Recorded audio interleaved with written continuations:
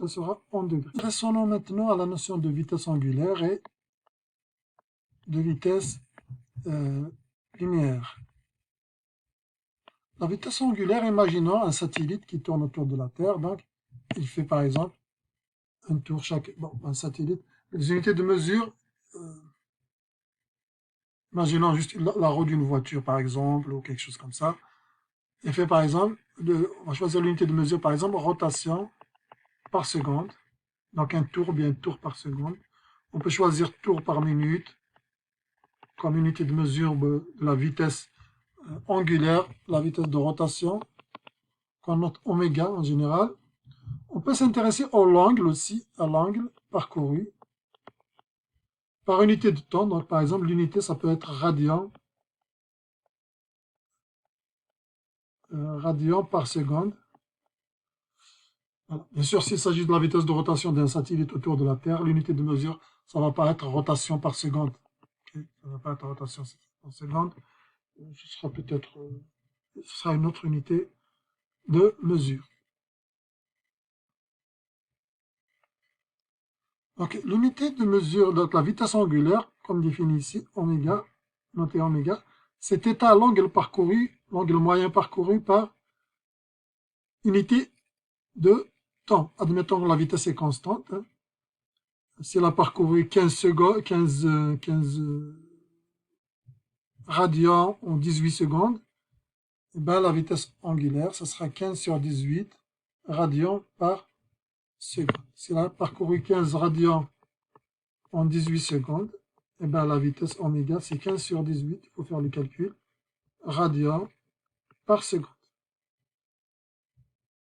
Maintenant, au lieu de la vitesse angulaire, on peut s'intéresser à la vitesse linéaire. Imaginez le satellite, on peut s'intéresser à combien de tours par minute, par heure, ou par année, ou par...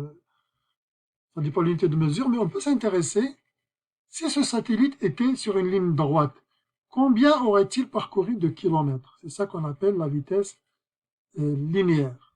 Okay? Donc, admettons un objet en train de tourner, on peut s'intéresser à combien de tours par minute, par seconde, ou bien quel angle par seconde, etc. Mais on peut s'intéresser vraiment si cet objet qui tourne, ou cette personne qui tourne,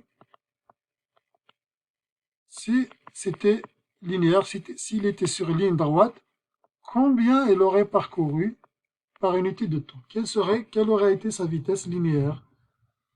En fin de compte, c'est ce qu'on appelle la vitesse linéaire. Pour calculer la vitesse linéaire, on peut passer de la vitesse angulaire.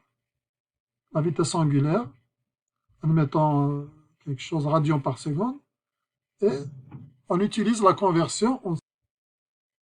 On a vu que le périmètre, la longueur d'un arc, on a vu que c'était égal à la mesure de l'arc, de l'angle, en radian fois le rayon du cercle. Fois le rayon du cercle. Ceci se traduit donc pour les vitesses. La vitesse linéaire, elle va être en fin de compte la vitesse angulaire fois le rayon. Parce que la vitesse angulaire, l'unité de mesure de l'angle radian, si on veut transférer en distance sur la longueur de l'arc, il suffit de multiplier par le rayon pour avoir la longueur de l'arc. La vitesse linéaire, c'est la vitesse angulaire multipliée par le rayon. Attention, la vitesse linéaire, la vitesse angulaire devrait être donnée en radians par seconde pour avoir la vitesse en mètres par seconde. Okay. Si je veux avoir mètres par seconde, le rayon va être en mètres, bien évidemment. Mais si j'ai ici radian par heure, eh bien, la vitesse ici va être mètres par heure. Donc c'est juste le radian qu'on a remplacé ici par la longueur en multipliant par le rayon du cercle, en fin de compte. Donc, faites attention. L'angle doit être en radian et non pas en degrés pour appliquer cette formule. Après, l'unité de la vitesse linéaire dépend de celle-là. Si j'ai radian par seconde, je vais avoir mètres par seconde. Admettons que le rayon est donné en mètres. Si le rayon est donné en kilomètres, eh bien, ça va être kilomètres par seconde, etc. Faisons l'exemple 6.4. On voit une poulie qui a un rayon de 50 cm est entraînée par une courroie qui se déplace à 13 mètres par seconde. Quelle est la vitesse de la rotation de la poulie? En fait, la vitesse linéaire de la courroie va la transmettre à la poulie. Et donc, la vitesse linéaire d'un point qui est sur la poulie, un point, comment il va se déplacer linéairement, et il va avoir la même vitesse que la courroie. La vitesse linéaire.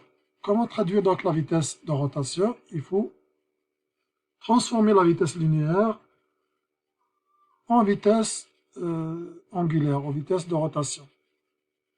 On a vu la relation tout à l'heure, on va regarder la même relation, on a vu que la vitesse linéaire était le rayon fois W, n'est-ce pas? Ceci donc implique que la vitesse de rotation W égale la vitesse linéaire divisée par le rayon.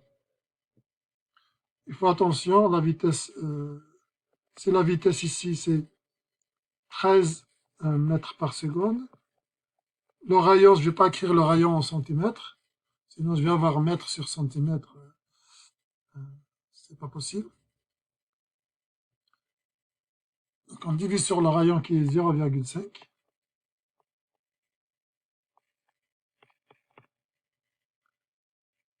0,5 mètres. Et c'est ça qui nous donne finalement la vitesse en radians par seconde. Radians par seconde. Ce sera 26 radians par seconde. Aucune unité de mesure n'a été imposée dans ce numéro. On nous demande juste la vitesse de rotation de la poulie, donc on peut laisser radians par seconde. Intéressons-nous maintenant au numéro 6.5. On nous donne une roue de diamètre 65 cm. On devrait donc trouver le rayon avant tout. Ensuite, les roues de la voiture se déplacent à 233 rotations par minute. À quelle vitesse se déplace la voiture? La vitesse linéaire. Donc, il s'agit d'une transformation en vitesse de rotation à la vitesse linéaire. L'unité de donnée, c'est la rotation par minute. On devrait transformer en radians par minute ou radians par seconde, ça serait l'idéal. Le rayon des pneus des roues, il est en centimètres. Peut-être meilleur de transformer en mètres pour éviter d'avoir une vitesse de la voiture de centimètres par seconde. C'est mieux d'avoir mètres par seconde. Mètres par seconde, ce serait meilleur. Donc, écrivons directement la vitesse de rotation. D'abord, c'est 233. Rotation par minute. Donc, rotation par minute. Une rotation, c'est 2 pi radians. Donc, ça serait une rotation. J'efface la rotation, j'écris à la place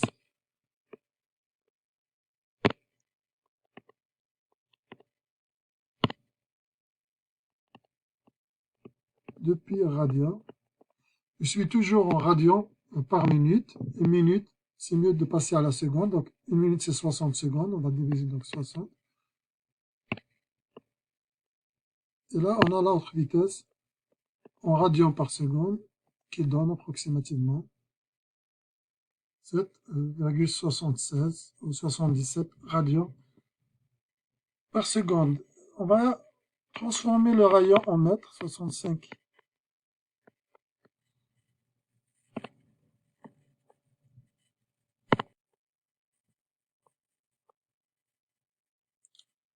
« 65 mètres. Et on applique la formule, la relation qui existe entre la vitesse linéaire et la vitesse de rotation.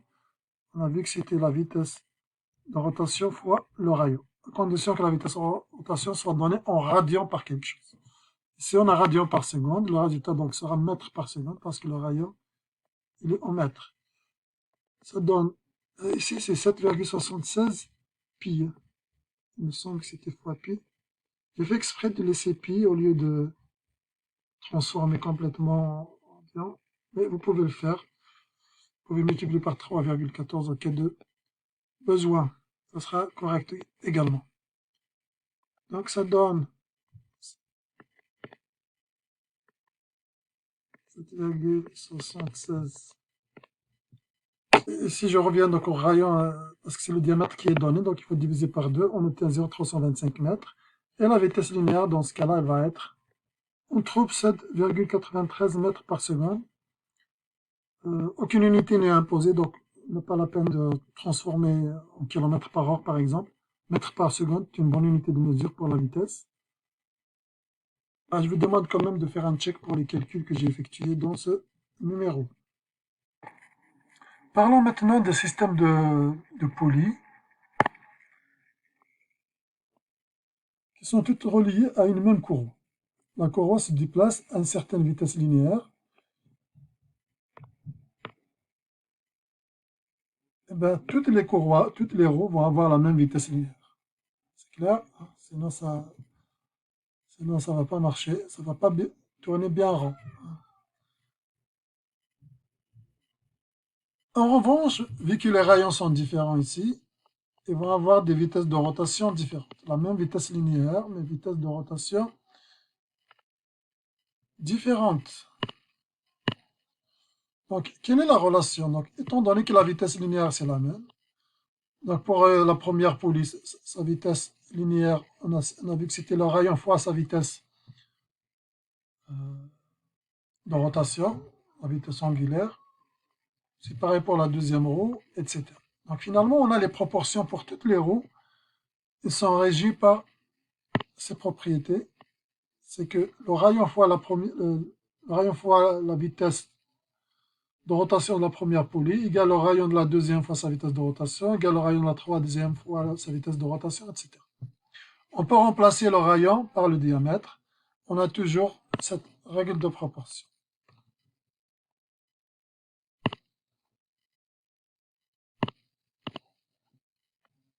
Diamètre fois la première vitesse, la vitesse de la première roue égale le diamètre de la deuxième fois sa vitesse, égale bien sûr, dans cette relation, on ne peut pas écrire la vitesse linéaire. Ce n'est plus la vitesse linéaire, puisqu'on a multiplié par 2. En fait, c'est 2 fois la vitesse linéaire. Mais la proportionnalité, elle est la même. Elle est la même. Et donc, par voie de conséquence, si jamais vous connaissez pour une certaine roue à la fois sa vitesse de rotation et son diamètre, on peut déduire pour les autres roues une des inconnues. Si vous connaissez son diamètre, vous pouvez connaître sa vitesse de rotation. Si vous connaissez sa vitesse de rotation, vous pouvez déduire son diamètre. Exemple. Prenons l'exemple une courroie qui relie ce système. Deux poulies ayant respectivement deux diamètres. Donc ici, on va utiliser directement le diamètre, pas besoin de convertir en rayon, puisque la proportionnalité, c'est toujours pareil. Et la plus grande poulie fait 125 rotations par minute. Ça, c'est la plus grande poulie. Donc, vous imaginez que la plus petite, à votre avis, ce qu'elle va faire plus de tours ou moins de tours. Puisqu'elles ont la même vitesse linéaire, la logique, c'est qu'elle doit faire plus de tours par minute que la grande poulie. On a la relation, D1W1 égale D2W2. Je remplace direct ici pour voir mon inconnu. Donc la plus grande roue, ça sera celle diamètre D1, donc ça sera 71. On va laisser le diamètre en centimètres. Pour le moment, donc 71 centimètres. La vitesse de rotation, 125 rotations par minute. 125 rotations par minute. Égale à le deuxième diamètre 48, fois vitesse W2 inconnue. Ok. Ici, pas la peine d'écrire, mais on peut l'écrire. Donc j'ai mes centimètres fois tour par minute, rotation par minute. Donc égale centimètres fois. Donc le résultat inconnu il va être également en rotation par minute. Okay. Bien évidemment, si j'écris centimètres, le premier diamètre, le deuxième aussi va être en centimètres pour qu'il se simplifie. Parce que W2, on va avoir c'est 71 fois 125 divisé par 48. Et si vous remarquez les unités de mesure, je vais les écrire plus bas. Donc ça sera centimètres fois rotation par minute divisé par centimètre. Le résultat sera en rotation par minute. Donc le résultat final est, ce sera donc 184,90 rotations par minute. Et je vous demande de faire un check sur les calculs que je viens d'effectuer. Parlons maintenant de système d'engrenage. Presque le même principe que le système de poulie. La vitesse linéaire va rester la même. Sauf que là, on a des dents. Les roues, ils ont des dents. Mais pour que le système d'engrenage fonctionne correctement, les dents devraient avoir la même largeur D. La même largeur D. Donc l'histoire de vitesse linéaire qu'on a dit, c'était le rayon fois la vitesse angulaire ou la vitesse de rotation, va se traduire avec les dents en la relation suivante, c'est que le nombre de dents fois la vitesse de rotation de la première égale le nombre de dents fois la deuxième de rotation de la deuxième. Ainsi de suite, ou de la troisième, ou etc. Si on a un engrenage de plusieurs roues, ainsi de suite. Donc la relation fondamentale, c'est que bien sûr, toutes les roues ont des dents dont la largeur, c'est la même, c'est D, et la circonférence de la roue, c'est le nombre de dents fois la largeur d'un dent. Donc, en fait, qu'est-ce qu'on compte comme circonférence? On nous intéresse vraiment la circonférence rouge ici. Par exemple, si c'était un engrenage, c'est rouge. On ne mesure pas la hauteur des dents pour mesurer la circonférence. Voilà, donc c'est vraiment le truc rouge qui est circonférence. C'est égal à quoi? À N, c'est par exemple R1, R2. Ici, le nombre de dents, donc N2, c'est le nombre de dents fois D. La circonférence, c'est 2. C'est le nombre de dents fois la largeur d'une dent. Ici, la circonférence de la première roue, c'est le nombre de dents, N1, fois la largeur des dents. Donc ici également, on a des dents. Bon, ici, c'est un système de poulies, non? Donc ces roues devraient être collées avec leurs engrenages. C'est juste un schéma, mais qui traduit à peu près ce que je viens d'expliquer. Donc ici, il faut coller ces engrenages. Voilà, donc la relation fondamentale, en fait, c'est que la proportionnalité est gardée entre le nombre de dents fois la vitesse angulaire. Ça reste toujours constant. Le nombre de dents fois la vitesse angulaire dans un système d'engrenage, ça reste constant. Prenons l'exemple d'un système d'engrenage.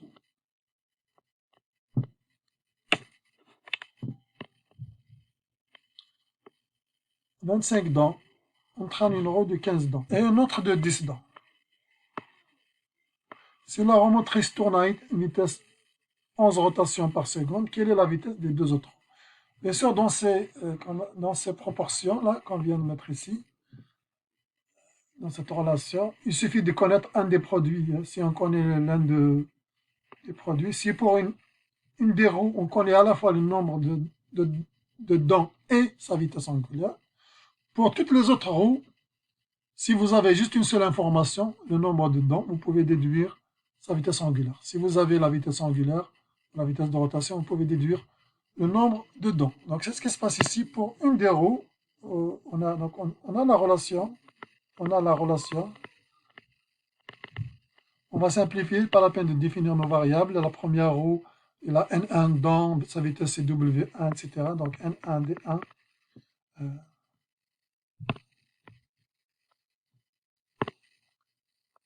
N1 W1 égale N2 W2 égale N3 W3.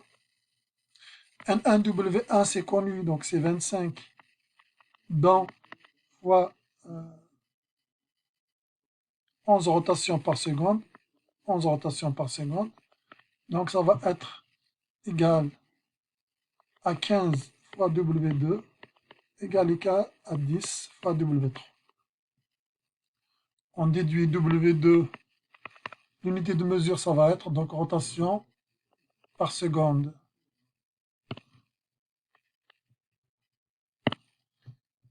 W2 va être égal à 25 fois 11 sur 15. Je vous demande donc d'effectuer une vérification, un check, sur les calculs que je viens d'effectuer.